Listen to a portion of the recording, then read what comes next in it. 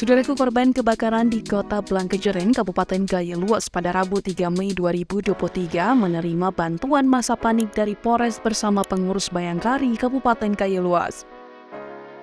Bantuan berupa sembako dan uang tunai diserahkan Kapolres Gayo Luas AKBP Efrianza didampingi pengurus Bayangkari dan pejabat Polres lainnya.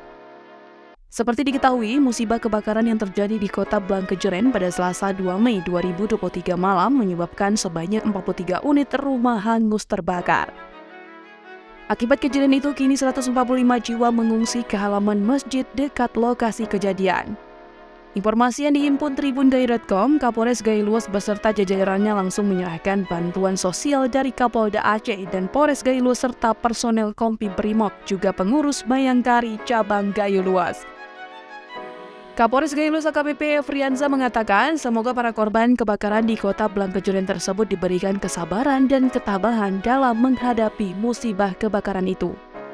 Selain itu, para korban kebakaran diharapkan dapat mengambil hikmah dan pelajaran dari musibah kebakaran yang menghanguskan sebanyak 43 unit rumah yang ditempati 46 kepala keluarga di Kota Blangkejeren tersebut.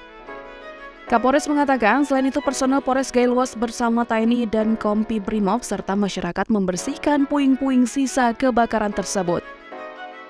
Hal ini untuk membantu para korban kebakaran yang masih trauma dan diselimuti rasa duka tersebut. Personel itu saat ini ditugaskan di tempat pengungsian halaman Masjid Marhamah bersama para korban dan tim relawan lainnya. Dari Gayo Luas, Rasi dan Tribun Gayo.